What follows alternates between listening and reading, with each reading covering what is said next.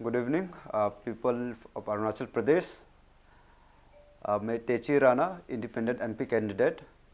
also official candidate of Pen Arunachal Joint Steering Committee for the Member of Parliament from 1 Arunachal West Parliamentary Constituency. तो हम और मेरा team जो है, तेची राणा का जो टीम जो है, ये डिस्ट्रिक्ट तौर पे फेज़ 1 की तरफ से हम लोग निकला हुआ है. And right now we have reached West Siang. तो आज का जो दिन भर है हम वेस्ट सियांग में बिताया है. तो अभी का समय में हम लोग आलो से आपको एड्रेस कर रहे हैं. So there are certain things that I want to convey public को, अरुणाचल के पब्लिक को. सबसे पहले तो आप लोगों को ये समझना ज़रूरी है कि ये जो अरुणाचल के हिस्ट्री में जो पहले बार कभी नहीं हुआ है कि एक 28 साल का लड़का एक यूनियन होम मिनिस्टर के अगेंस्ट और एक फॉर्मर सीएम के अगेंस्ट में खड़ा है आज मेंबर ऑफ पार्लियामेंट के पोस्ट के लिए. ये आगामी चुनाव 18 जो लोकसभा इलेक्शन है. तो आप लोगों को ये समझना ज़रूरी है कि ऐसे जो चीज़ जो पहले कभी नहीं हुआ, तो आज अरुणाचल में ऐसे क्या धर्म संकट आ गया, ऐसे क्या मुसीबत आ गया जो आज युवा लोग को एक पार्लियामेंट के दौर पे रेस पे लगा हुआ है, पॉलिटिकल सिनारियो में उतरने का मजबूर हुआ है. तो आप लोगों को बता दूं कि हमारे ये टीम जो Pan Arunachal joint steering committee जो है, we are completely issue oriented group. हमने काफ़ी बार अपना मीडिया ब्रीफिंग में आए दिन बहुत बार मैंने खुद 3-4 बार मीडिया ब्रीफिंग में बोला है कि जिस दिन ये इशू रिजॉल्व हो जाएगा, जो पेपर बिक्री करने का, जो पेपर बेचने का, जो चांदनी होटल में जो पेपर बेचने का जो प्रक्रिया आप लोगों ने बना के रखा था, तो उस इशू को एड्रेस करने के लिए हम लोगों ने एक 13 चार्टर ऑफ डिमांड रखा था. इस इशू को, इस डिमांड को जिस दिन आप लोग फुलफ़िल कर देंगे, गवर्नमेंट फुलफ़िल कर देंगे, ये Pan Arunachal joint steering committee जो है ये अपने आप में डिजॉल्व हो जाएगा. ये हमने काफ़ी बार बोला है, लेकिन the fact remains still the same because ये इशू आज का दिन में भी रिजॉल्व नहीं हुआ है. तो हमने अपना इस 2 साल के जो सोशल एक्टिविज्म का जो संघर्ष है, जो रेवोल्यूशन जो हमने क्रिएट किया था, एक मेरिटोक्रेटिक सिस्टम, एक जिसमें आप जो मेरिट है, मेरिट को प्रमोट करने के लिए एक इंस्टीट्यूशन में एपीपीएससी जैसे एक इंस्टीट्यूशन में जिसको हम लोग अपना मंदिर मानता था, उसमें से जो आपका एक फेथ, आपका होप, जो आपका एक विश्वास था, वो डगमगा के जैसे हम लोग को दिखाई दे रहा था. उसमें एक दोबारा से एक ट्रस्ट बिल्ड करने के लिए हमने जो प्रक्रिया, जो मूवमेंट छेड़ा था पिछले 2 साल में, बस ये हमारा एक सिंपल सा डिमांड था. क्योंकि हम लोग जो है बाकी कभी किसी पॉलिटिकल एक्टिविटी में और ना ही किसी विधानसभा में जो राजनीति चल रहा है, ना ही केंद्र सरकार में जो राजनीति चल रहा है, हम लोगों को उससे कुछ लेना देना नहीं था. हम लोगों ने बस ये डिमांड किया कि हमारे ये जो ग्रीवांसेस है एक मेरिटोक्रेटिक सिस्टम के लिए, उसको आप फुलफ़िल करें. क्योंकि अरुणाचल एक ऐसे राज्य है जहाँ में कोई सर्विसेज सेक्टर नहीं है, जहाँ कोई इंडस्ट्रीज नहीं है, जहाँ कोई मैन्युफैक्चरिंग का कोई स्कोप नहीं है. यहाँ के युवा को बस एक ही जगह में अपना जो करियर है वो दिखाई देता है एक अपॉर्चुनिटी के हिसाब से, वो है सरकारी नौकरी करने में, गवर्नमेंट जॉब्स के लिए. तो आज जो है 2 साल के बाद में एक बहुत एक कठिन परिश्रम के बाद में भी यही पता चलता है कि आज ये गवर्नमेंट जो है, ये सरकार जो है, जो सत्ते पे है, जो पावर में है, जो अथॉरिटी में है, चाहे वो अपोजिशन हो, चाहे वो रूलिंग गवर्नमेंट हो, चाहे कोई सा भी मिनिस्टर हो या फिर यहाँ के एमपी हो, आज तक इस इशू में किसी ने दिलचस्पी नहीं दिखाई इसको रिजॉल्व करने के लिए. तो हम जो है यूथ ऑफ अरुणाचल, यहाँ के युवा जो है आज भी बहुत दुख दर्द में है, तकलीफ में है. और बस ये युवा ही तकलीफ में नहीं है, उनके साथ उनका पेरेंट्स जो बराबर के जो हकदार है, जो सेक्रीफाइस करते हैं अपने बच्चे के प्रिपरेशन में. तो इन सभी लोगों का जो आंसू है, जो इमोशंस है, उसको ये गवर्नमेंट जो है इसको एड्रेस नहीं करके आज अरुणाचल के युवा को जो है ऐसे स्थिति पे लाके खड़ा कर दिया कि यहाँ मजबूरी में यहाँ के युवा को आगे आके अब पॉलिटिकल सिनारियो में भी आने के लिए मजबूर कर दिया है. क्योंकि हम लोगों ने एक अनएम्प्लॉयड यूथ, एक इनोसेंट यूथ जो बस एक नौकरी की तलाश में था, आप लोगों ने उनको इतना टॉर्चर किया इशू को रिजॉल्व नहीं करके, इनको जेल में डाला गया, अनगिनत रैली और धरना करवाए, बहुत सारे मीटिंग करवाए, लेकिन झूठ पे झूठ, लेकिन ये इशू रिजॉल्व नहीं हुआ। तो इसीलिए हम लोगों ने एक आखिरी एक उम्मीद दिखाई दिया कि सोशल एक्टिविज्म से, रैलीज धरना से कुछ नहीं होता है। अगर गवर्नमेंट नहीं चाहेगा तो इस चीज़ कभी रिजॉल्व नहीं होगा। तो ये रियलाइजेशन हमें 2 साल में आया। उसके बाद जो है हमारा टीम जो कलेक्टिवली ये डिसाइड किया कि अब कोई उपाय नहीं है और इसके बाद और कोई ऑप्शन ही नहीं है, मतलब इसका बाद और कोई विकल्प नहीं रह जाता हम लोग के साथ। तो हम लोग ऐसे में जब पॉलिटिकल विल ही नहीं है तो उस पॉलिटिकल विल को हम युवा भी क्यों लेके नहीं आ सकते हैं। ये अरुणाचल में जो है एक मिसकंसेप्शन ऐसा फैला रखा है कि हम चाहे कुछ भी करें सत्ते में रह के, पावर में रह के, जब तक हमारे कुर्सी पे कोई हमारे सीट पे, हमारे पावर पे, हमारे पोजीशन पे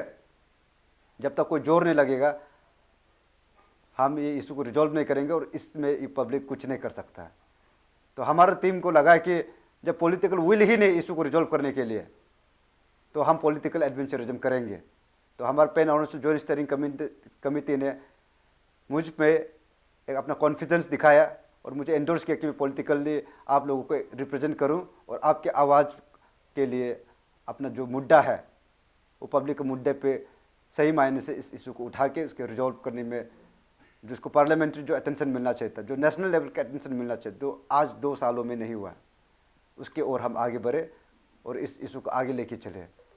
तो इसी के चलते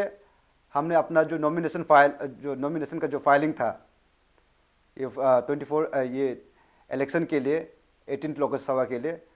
तो हमने मेरा नाम ईस्ट और वेस्ट पार्लियामेंट्री कॉन्स्टिट्यूंसी से में दोनों जगह हमने अपना नॉमिनेशन फाइल किया था। हालांकि जो ईस्ट में जो है मेरा नॉमिनेशन रिजेक्ट हुआ, लेकिन आज के दिन में मैं एक उम्मीदवार हूँ एक एमपी के कैंडिडेट के लिए from West Arunachal parliamentary constituency, जिसमें बड़े बड़े नेता, जिससे बड़े बड़े दिग्गज लोग जो है जैसे कि हमारा union home minister and current MP mister Kiren Rijiju है, और हमारा जो फॉर्मर सीएम है मिस्टर नाबम तुकी, जो कि 30 साल का एक्सपीरियंस रखा है, कंटिन्यूस एमएलए, हमारा निसी कम्युनिटी का एक बहुत बड़ा रेस्पेक्टेड फिगर भी है। ऐसे बड़े बड़े जो लीडर्स लोग के बीच में है ये जो एक युवा लड़का जो कल तक 12-12 घंटा बैठ के कमरे में बैठ के पढ़ाई करते सिर्फ एक नौकरी के तलाश में, तो आज इन लोगों के बीच में खुद को मैं देख रहा हूँ कि ये एक पॉलिटिकल जो एमपी का पोस्ट के लिए हम रेस में लगे हुए हैं। लेकिन आप लोगों को सबको बता देना चाहता हूँ कि मैं एक इंडिपेंडेंट कैंडिडेट हूँ, मेरा कोई एफिलिएशन नहीं है, ना ही किसी ने मुझे प्रेशर किया इस चीज़ पे आने के लिए। पॉलिटिकल सिनारियो में जंप इन करने का बस एक ही मकसद था, क्योंकि यहाँ जो सत्ते पे है, यहाँ पे जो गवर्नमेंट है, यहाँ के जो प्रेशर ग्रुप है, आप लोगों ने अपना काम सही से नहीं किया। यहाँ का जो दर्द है, पीड़ा है, इमोशंस है, उसको अनदेखा किया। इसलिए हम युवा को आज अपने आप में आगे आके पॉलिटिक्स में उतरने का मजबूर किया, क्योंकि पॉलिटिकल विल अगर आप लोगों से नहीं आना है तो हम कोशिश कर रहे हैं कि ये पॉलिटिकल विल हम ही खुद बनाएंगे। और ये इशू जो है बहुत गंभीर इशू है, ये हर एक अरुणाचल का घर से ताल्लुक़ रखता है। तो हम इस इशू को इस तरह से नहीं छोड़ सकते, हम इसको आगे बढ़ाने का जो निर्णय लिया इसे हम प्रोसीड करेंगे। तो यहाँ में एक सोच ये भी है कि जो बदलाव, जो चेंज जो अरुणाचल में है, जो आपके जहन में है, आपके दिल में है, आपके दिमाग में है, और आप हम सब इस चीज़ को बदलने के लिए एक चाह रखते हैं, एक सोच रखते हैं। लेकिन पहले आप सपोर्ट कीजिए, आप आगे जाइए, हम पीछे से सपोर्ट करेंगे। इसका चक्कर में हमने कभी इस चीज़ को कभी रियलाइज़ किया ही नहीं। जो दर्द, जो बात आप कहना चाहते हैं उसको कोई आगे आके किसी ने लीड करने का कोशिश नहीं किया। तो ये हमारा टीम जो है पिछले 2 सालों में अपना कमिटमेंट, अपना लीडरशिप आप लोगों को दिखाया है। तो इसी कमिटमेंट को लेके हम आज भी इस मुकाम पे खड़ा है। तो आप अरुणाचल लोगों से, अरुणाचल की सभी जनता से हम उम्मीद करते हैं कि जो बदलाव आप दिल में चाहते हैं उसको सही मायने में इस बार एक इशू बेस्ड पॉलिटिक्स को एक मौका दिया जाएगा, क्योंकि ये हमारा जो स्टैंड है पॉलिटिक्स में आने का। मैं तेची राणा ऐसे एस्पायरिंग कैंडिडेट,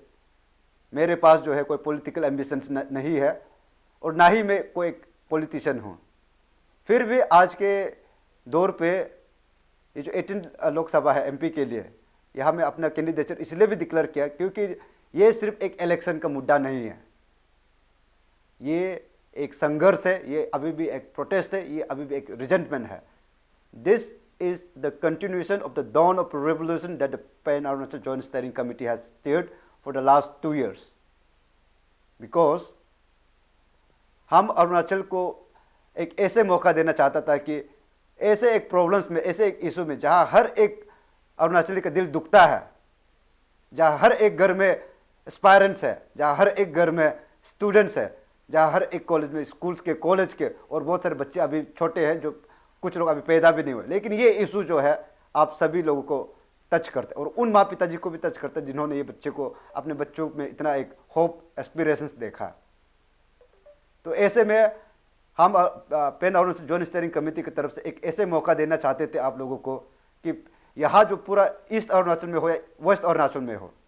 सभी को एक बराबरी का मौका मिले कि आप लोग का अंदर में जो दर्द है, जो इमोशंस है, उसको बयां करने के लिए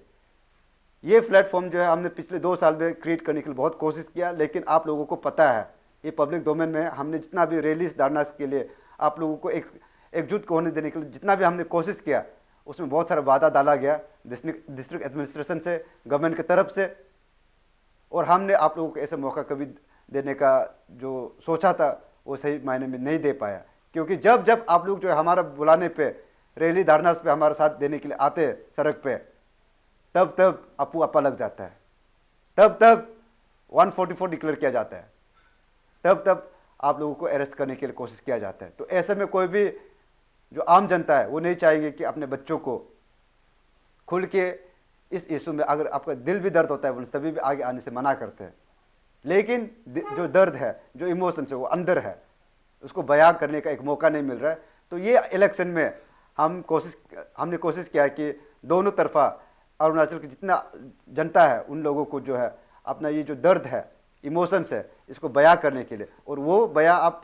किसका थ्रू कर सकते हैं, वो आप अपने वोटिंग राइट्स के थ्रू कर सकते हैं. ऐसे एक अधिकार, ऐसे एक राइट जो आपको 5 साल में एक मौका मिलता है अपना रिप्रेजेंटेटिव को, अपना लीडर्स को सेलेक्ट करने का. तो ये जो प्रयास है ये पूरा अरुणाचल के लिए एक पुकार है, एक बुलावा है. आप लोग आगे आके इस बार जो है अपने लीडर्स को जो है इलेक्ट करने में आप लोग भूल ना करें. जो लीडर आपको, आपके आवाज़ को सही मायने में, आपके दर्द को समझता है, आपके इश्यूज़ को बात करने के लिए रेडी है, और ये जो इश्यूज़ की बस बात नहीं, इस पर एक परमानेंट सॉल्यूशन ढूंढने के लिए जो चाह रखते हैं, समझ रखते हैं, ऐसे इंसान को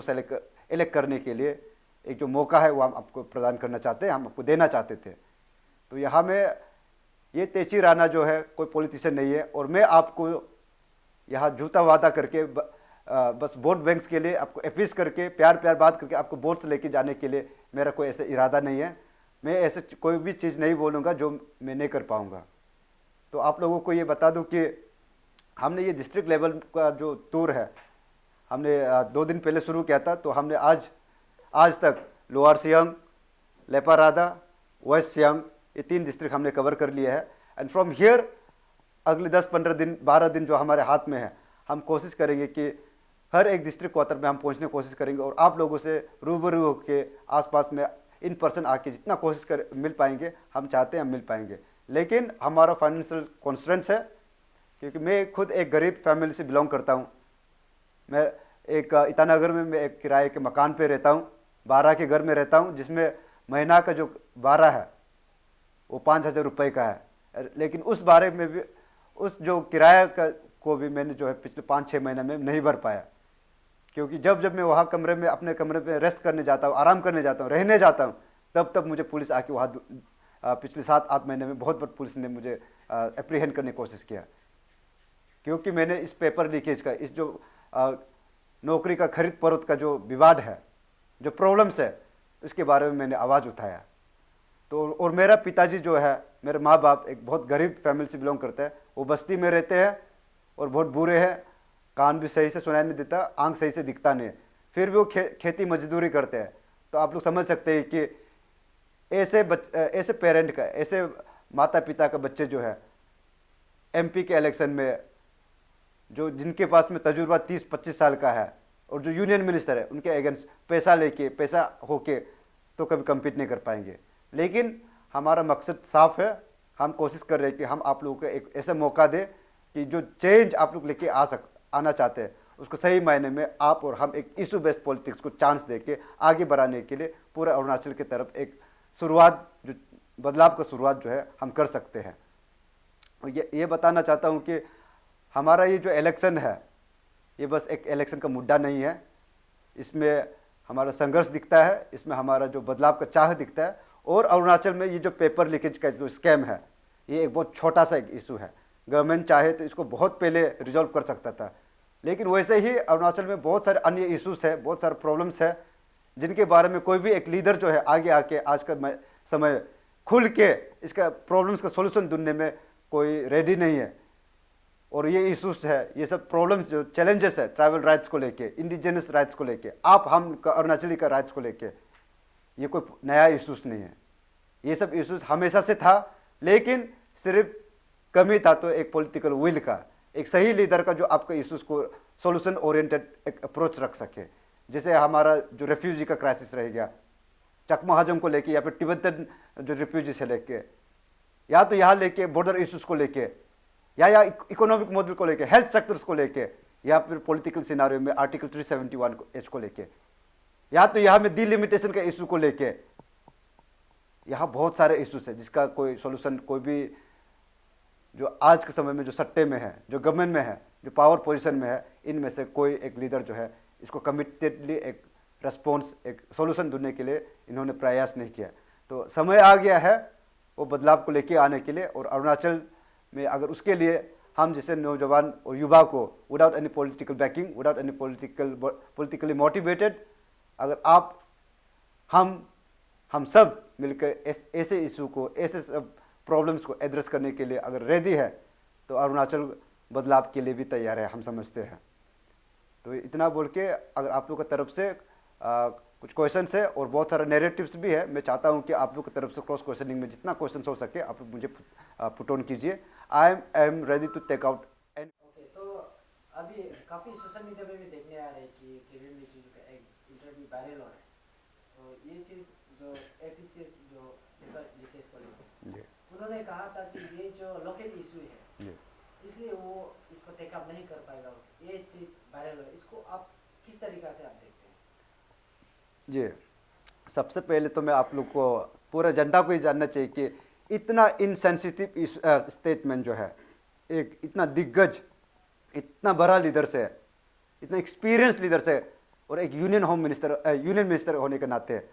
ऐसे स्टेटमेंट देना अरुणाचल के लिए ये कितना खतरनाक है, ये कितना खतरनाक साइन है। क्योंकि हमारा जो यूनियन मिनिस्टर है किरण रिजिजू सर, जो अब आज के दिन में एक सिटिंग एमपी भी है, अगर इसको लगता था कि ये इशू जो है पिछले 2 सालों से एपीपीएससी का जो फियास्को है ये पिछले 2 सालों से पब्लिक डोमेन में है, अगर आप पार्लियामेंट में बैठ के एक यहाँ का मिनिस्टर होके, यहाँ का मेंबर ऑफ पार्लियामेंट होके अगर आप कुछ इस इशू पे कुछ बोल नहीं सकते तो आप कम से कम ऐसे इनसेंसिटिव इशूज, ऐसे इनसेंसिटिव स्टेटमेंट भी नहीं दे सकते। क्योंकि आप जो है जब इलेक्शन में, चुनाव में लड़के जो आपको वहाँ भेजा गया, आप मेंबर ऑफ पार्लियामेंट इसलिए है क्योंकि अरुणाचल के यहाँ की जनता ने आप लोग को प्यार करके, आपको भरोसा करके यहाँ से वोट दे के आपको इलेक्ट किया है ताकि आप यहाँ के इश्यूज को रेज कर सके। लेकिन आपके खुद के घर में जो है आपके बच्चे, यहाँ के यूथ, यहाँ का माता पिता, पूरा अरुणाचल पिछले 2 सालों में है रो रो के बुरा हाल होके बैठा हुआ है, तो आप कम से कम कुछ नहीं बोल सकते तो कम से कम चुप ही बैठ जाते, ऐसे इनसेंसिटिव स्टेटमेंट नहीं देते। और यहाँ में एक चीज़ ये भी समझना जरूरी है कि ये जो किरण रिजिजू सर का जो बात है, अगर मेंबर ऑफ पार्लियामेंट में आपने अपना जो मतदान है पब्लिक से आप प्यार मांगते हैं तो शायद से अभी जो आगामी चुनाव में जो है आपको यहाँ अरुणाचल का इश्यूज को, लोकल इश्यूज को बात करने का कोई हक नहीं है, कोई राइट नहीं है। तो आपका ये भी राइट नहीं बनता, ये हक भी नहीं बनता है कि आप यहाँ आके जो है दोबारा इस जो 18 जो लोकसभा के लिए आप यहाँ आके यहाँ पब्लिक से वोट भी मांगे। क्योंकि अगर आपको लगता है कि ये लोकल इश्यूज है, आप लोकल इश्यूज को रिप्रेजेंट नहीं कर सकते तो आप अपना सीट को छोड़ दीजिए या तो आप दिल्ली में बैठ के दिल्ली वालों से ही वहाँ से वोट मांगिए, अरुणाचल की पब्लिक से नहीं मांगना। ओके, और मेरा दूसरा सवाल रहेगा कि बीयू में एक चकमा एक एमएलए कैंडिडेट उठने के लिए भी किया है, उसको तो रिजेक्ट तो हो गया। तो जो हमारा किरण रिजिजू और ये सीएम सर है, वो कहते हैं कि रिफ्यूजी का बारे में बात हो गया, बहुत बोलते हैं, लेकिन देखा गया कि उसका जो एमएलए कैंडिडेट उठने के लिए किया है, तो वो लोग को देखते हुए आप क्या कहना चाहिए? जो ये जो इस स्टेटमेंट में पर्टिकुलरली मैं कहना चाहता हूँ कि ये जो अभी एक इंसिडेंट हुआ है जिसमें एक चकमा एक कैंडिडेट जो है अपना कैंडिडेचर फाइल करता है, आप लोगों को ये समझना जरूरी है कि ये नौबत क्यों आया। जैसे मैं आज एक 28 साल का एक लड़का एमपी कैंडिडेट के आज खड़ा हूँ, ये नौबत क्यों आया, वैसे ही ये चकमा एक जो नॉमिनेशन अपना फाइल किया कैंडिडेचर के लिए, एक एमएलए के लिए, मेंबर ऑफ लेजिस्लेटिव असेंबली के लिए, ये नौबत क्यों आया। ये इसलिए आया क्योंकि अरुणाचल में कोई अपोजिशन सिस्टम है ही नहीं। यहाँ की जो सत्ते में जो गवर्नमेंट है, जो अथॉरिटी में जो पावर है, जो यहाँ का यूनियन मिनिस्टर्स है, जो यहाँ का मेंबर ऑफ पार्लियामेंट है, यहाँ का जो गवर्नमेंट है, यहाँ के स्टूडेंट यूनियंस है, यहाँ के सीबीओस है, यहाँ का प्रेशर ग्रुप जो है, यहाँ का अपोजिशन लीडर जो है, इन्होंने पूरा अरुणाचल को कलेक्टिवली फेल किया है। क्योंकि आप लोगों को इस इशू को, जो चकमा हजम का जो इशू है, ये रेफ्यूजी इशूज के अंदर आता है। इस इशू का आप लोगों ने कभी सही मायने में एक सही समाधान ढूंढने के लिए आप लोगों ने कोशिश नहीं किया। तो ऐसे में जब आप इशूज को, प्रॉब्लम्स को बहुत समय तक अनदेखा करते हैं, तो वो इशू जो कभी ना कभी उभर के बड़ा होकर आना ही था। A small wound could turn into an ulcer at any point of time if you do not address that wound when there is time।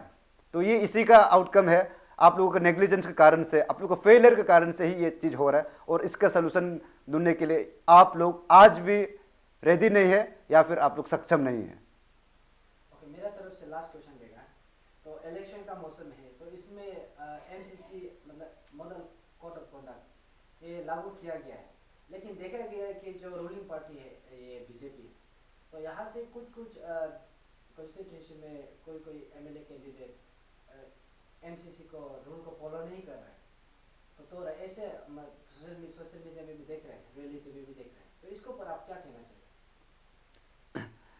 देखो, एमसीसी जो है वो इलेक्शन कमीशन ऑफ इंडिया की तरफ से एक free, fair and transparent election को uphold करने के लिए, उसका सैंक्टिटी को मेंटेन करने के लिए ये गाइडलाइंस है।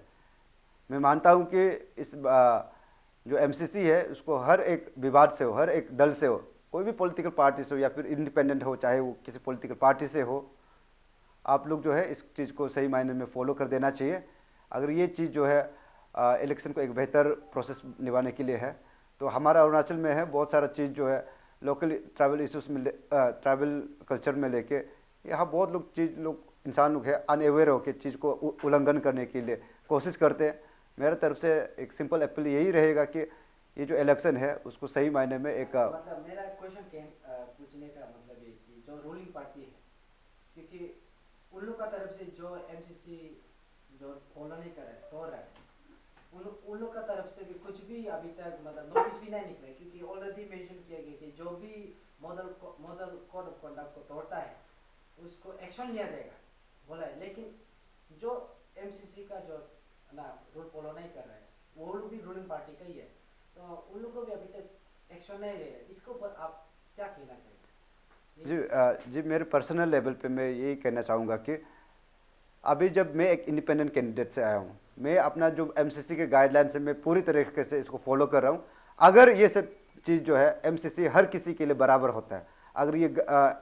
अपोजिशन फॉलो कर रहे हैं, इंडिपेंडेंट कैंडिडेट फॉलो कर रहे हैं, तो रूलिंग पार्टी के जितना भी नेता है, जितना भी उम्मीदवार है, जितना भी कैंडिडेचर्स है, हर किसी को इसको फॉलो करना बहुत ज़रूरी है। अगर ऐसे फॉलो नहीं कर रहे तो सेलेक्टिवली ये एमसीसी किसी पे लागू नहीं हो सकता है। तो अगर ऐसे है, अगर आप लोग का नॉलेज में है, तो आप लोग उससे सभी से, पब्लिक से भी और बाकी जितना भी अवेयर सिटीजन से, अगर आप लोगों को ऐसे पता चलता है बोलने से, आप लोग जो है इलेक्शन कमीशन ऑफ इंडिया के साथ में कंप्लेंट दर्ज कराए, क्योंकि ये रूल जो है हर किसी के ऊपर में बराबर का लागू होना चाहिए, चाहे वो रूलिंग हो, चाहे वो इंडिपेंडेंट हो, चाहे वो रूलिंग की तरफ से क्यों ना हो। सर मेरी तरफ से एक क्वेश्चन रहेगा, ये जो सर आपका एज को लेके जो काफ़ी चर्चा जगह में है, ये आपका ऑपोजिशन कैंडिडेट है और यहाँ लोगों का भी कहना है कि आप एक स्टूडेंट होके एमपी का पद में आके आप लोगों को क्या सेवा कर सके, ये भी कहना, आप क्या कहना चाहेंगे? जी, ये बहुत इंटरेस्टिंग क्वेश्चन है, क्योंकि जहाँ तक मुझे पता है, चाहे मैं आज 28 साल का एक सबसे यंगेस्ट कैंडिडेट रहूँगा अरुणाचल से, जो एमपी के पोस्ट के लिए जो नॉमिनेशन फाइल किया है और इसके कंटेस्टेंट के लिस्ट में जो आज तक हुआ है अरुणाचल की हिस्ट्री में। तो मैं चाहे कोई कुछ भी कहे, मुझे एक चीज़ बस पता है कि जो गाइडलाइंस, जो प्रेस्क्राइब गाइडलाइंस जो दिया हुआ है, उसमें किसी ने ये मेंशन नहीं किया है कि आपको पॉलिटिक्स में एंटर करने के लिए आपको 20, 25, 50 साल का होना है, या वो किसी ने नहीं कहा। और ये भी नहीं कहा कि आप इलेक्शन में कूदने के लिए आप बहुत सारे एक्सपीरियंस लेके आओ, तजुर्बा लेके आओ, ये भी कहीं नहीं लिखा है। और ना ही ये लिखा है कि इलेक्शन में कंटेस्ट करने के लिए आपको ढेर सारा जो पैसा है वो इकट्ठा करके तभी आप इलेक्शन में आए। मुझे बस एक रूल, एक गाइडलाइंस पता है, वो इलेक्शन कमीशन ऑफ इंडिया की तरफ से है, और वो बोलता है कि आपको पंचायत इलेक्शन में जो लड़ने के लिए है, आपके बस एक क्राइटेरिया है, वो आपका वो होना है आप 21 साल का। और दूसरा जो गाइडलाइंस है वो बोलता है कि आप सिटीजन ऑफ इंडिया होना चाहिए। और ये जो मेंबर ऑफ पार्लियामेंट के लिए जो है, लोकसभा के लिए जो चुनाव है, उसके लिए क्राइटेरिया रहेगा आप बस 25 साल का होना है और एक भारतीय होना है। तो मैं समझता हूँ कि मैं एक भारतीय हूँ और मैं 28 साल का हूँ, मतलब मैं 25 साल से ऊपर हूँ। इसका मतलब मैंने अपना जो गाइडलाइंस है, जो क्राइटेरिया है, मैं मीट करता हूँ। और यहाँ मैं ये भी कहना चाहता हूँ कि ये लोग जो नैरेटिव फैला रहा है, इन लोगों से मैं एक सवाल जरूर कहना चाहता हूँ कि जब ये तेची राणा, ये एक एस्पायरेंट, एक इनोसेंट एस्पायरेंट, कल तक 12-12 घंटे बैठ के पढ़ाई कर रहा था नौकरी की तलाश में, पिछले 2 सालों में जो है हम मेरे जैसे कितने नौजवान जो है, कितने यंगस्टर्स जो अनएम्प्लॉयड यूथ्स है, सड़क पे लेट के पुलिस के डंटी खा रहा था, सड़क पे बैठ के जब धरना रैली कर रहा था, सड़क पे बैठ के जब चिल्ला चिल्ला के आप लोगों का हेल्प के लिए जो बुला रहा था आप लोगों को, तब किसी ने इसमें से कोई आके ये तो नहीं कहा कि ये एक 28 साल का बच्चा है। तब किसी ने ये तो नहीं कहा कि इनका इशू को देखा मत जाओ क्योंकि ये वो है। तब किसी ने आगे आके ये तो नहीं बोला कि ये बच्चों का इशू को हम लोग जो है आगे टेकअप करके इसको रिजॉल्व कर देंगे। आज ये नैरेटिव्स कहाँ से आ रहे हैं मुझे नहीं पता है। और ये जो बात आप लोग कह रहे हैं, ये 28 साल का लड़का को आज पॉलिटिकल सिनारी में आप लोगों के अगेंस्ट में आने का मजबूर क्यों हुआ, तो आप लोगों को समझने का ये जरूरत है। मैं समझता हूँ कि ये नौबत इसलिए आया, अरुणाचल आप लोग सबको जानना चाहिए, ये इसलिए ये नौबत आया कि आज युवा को भी आगे आके without any political experience and ambitions, without any financial backing and without any God father, आज आके इलेक्शन चुनाव में लड़ने के लिए इसलिए नौबत आया क्योंकि यहाँ में जो सिटिंग एमएलएस है, यहाँ जो सिटिंग गवर्नमेंट में जो मिनिस्टर्स है, यहाँ के जो अपोजिशन लीडर्स जो है, यहाँ की जो दिग्गज और बड़े बड़े जो नेता है, यहाँ के पार्लियामेंटेरियंस है, यहाँ के एमपी लोग जो है, आप लोग जो है कलेक्टिवली अरुणाचल को फेल किया। आप लोग जो है अपना ड्यूटी सही से नहीं किया। अगर आप लोगों ने अपना जो मैंडेट जो पब्लिक आप लोग को दिया था, एक भरोसा करके कि समाज का इशू को, पब्लिक का इशू को, बच्चों का इशू को या यूथ का इशूज को आगे लेके जाएंगे, यदि आप लोगों ने इसके ऊपर में अगर सही मायने में काम किया होता तो अरुणाचल में ये नौबत नहीं आता। और ये 28 ईयर्स का जो लड़का है आज आप लोग के सामने अरुणाचल में आके एक एमपी का पोस्ट में इतना बड़ा बड़ा लीडर लोग के सामने शायद से कंटेस्ट करने का कभी हिम्मत भी नहीं होता। वेस्टर्न पार्लियामेंट्री कॉन्स्टिट्यूंसी में आता है, आप लोगों के लिए एक स्पेशल अपील रहेगा, एक रिक्वेस्ट रहेगा कि यदि आप लोगों को लगता है कि ये जो 28 साल का लड़का जो है तेची राणा जो है, आप लोगों के सामने एक ऐसे विजन, ऐसे एक सोच जो अरुणाचल को एक बेहतर स्टेट बनाने के लिए एक सोच लेके आया, ये आप लोग का बेटा जो है आप लोगों के पास आया है, जो पॉलिटिशियन बिल्कुल नहीं है, आप लोगों का जो दिल का बात है, एक इशू को है सही जगह में सही लोगों के पास में पहुंचा के उसको बात करने का, उसको सोल्यूशन ढूंढने में जो एक सोच लेके आया है। और यदि आप लोगों को लगता है कि ये जो पेपर लीकेज का स्कैम है, जिसमें नौकरी को बाजार में मछली बाजार जैसे इसको रेत लगा के बेचा जा रहा है 70-80 लाख में, और यदि आप लोगों को लगता है कि ये जो गवर्नमेंट है जो इश्यूज को रिजॉल्व कर सकता था, जो पब्लिक के सेंटिमेंट्स को अनदेखा कर रहा था, जो प्रॉमिस करने के बाद में इशू को रिजॉल्व नहीं कर रहा है, अगर आप लोगों को लगता है कि अगर ये चीज़ जो गलत है, ये चीज़ को बदलना चाहिए, तो तो आप लोग जो है ये जो आगामी जो इलेक्शन है, जो अपकमिंग इलेक्शन है 18 लोकसभा के इलेक्शन में, आप लोगों से तहे दिल से रिक्वेस्ट करते हैं कि आप लोग जो है मुझे बढ़ चढ़ के सपोर्ट कीजिएगा, मुझे वोट कीजिएगा। मेरा नाम तेची राणा है, मेरा इलेक्शन सिंबल रहेगा टेलीविज़न, जो कि टीवी है, और अरुणाचल के आपके हर एक घर में आपके पास में टीवी है, तो मेरा इलेक्शन सिंबल टीवी रहेगा। और आप लोग जो है एक ऐसे एक लीडर को चुनने के लिए कोशिश कीजिएगा जो आप लोगों का जो अपना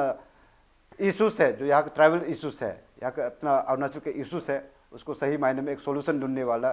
कोई लीडर को सेलेक्ट करने के लिए, जो 5 सालों में आपको एक बार वो मौका मिलता है। लेकिन यदि आप लोगों को लगता है कि ये जो पेपर लीकेज का जो है जो इश्यूज चल रहा है, नौकरी को बेचना, अगर आपको लगता है कि सही है, यदि आप लोगों को लगता है कि ये जो गवर्नमेंट जो है ये इस इशू को रिजॉल्व नहीं करके, इस इशू को सोल्यूशन नहीं ला के पिछले 2 सालों से जूझ जो बोल रहा था, यदि आपको अगर ऐसे लगता है कि ये सही है, और अगर आपको ऐसा लगता है कि ये जो लड़का है इसके पास में कोई दम नहीं है, ये बस बकवास कर रहा है, नौटंकी कर रहा है, अगर आप लोग को ऐसे लगता है तो मुझे वोट करने का ज़रूरत बिल्कुल नहीं है। क्योंकि मेरा प्रयास हमेशा से ये रहा है कि अरुणाचल में बहुत सारा इशूज़ है, उस चीज़ को सही मायने में उसका रिजॉल्व करना चाहिए। और मैं जो हूँ आप लोगों का आवाज़ बन के, आप लोगों का बदलाव का एक चेंज बन के मैं आगे आया हूँ। लेकिन मैं ये भी समझता हूँ कि मेरा ये अगर कल को हार हुआ, अगर मैं इस इलेक्शन में हार भी जाता हूँ, जो मैंने एक सुप्रीम सेक्रीफाइस करके एक मौका देने के लिए आप लोग को प्रयास किया, इसमें भी यदि मैं हार जाता हूँ तो मैं समझता हूँ कि ये मेरा अकेला का हार नहीं है। ये तेची राणा जो है, ये आपका बेटा, ये आपका भाई, ये आपका दोस्त, ये युवा लड़का जो है, इनका अकेले का हार नहीं रहेगा। क्योंकि अगर ये हारता है बोलने से अरुणाचल आप सब हार रहे हो, सब माता पिता हार रहे, यहाँ के सब जो युवा है वो सब हार रहे। और यदि अगर मैं जीतता भी हूँ बोलने से, तो आप लोग को बता दूं कि ये मेरा अकेला का जीत नहीं रहेगा, ये पूरा अरुणाचल का ही जीत है। तो आप लोग जो है अपना जो लीडर है सोच समझ के इस बार मतदान कीजिएगा। और ये जो एमपी का जो इलेक्शन है, इसमें भी सोच समझ के आप अपने ही उंगली से जाके अपने जो वोट है उसको कास्ट कीजिएगा, ना ही किसी पोलिंग एजेंट को पोल कैप्चरिंग करने का मौका दे, स्पेशली जहां अनकंटेस्ट हो चुका है। ये मेरे तरफ से आप लोग के लिए एक रिक्वेस्ट रहेगा। Thank you so much.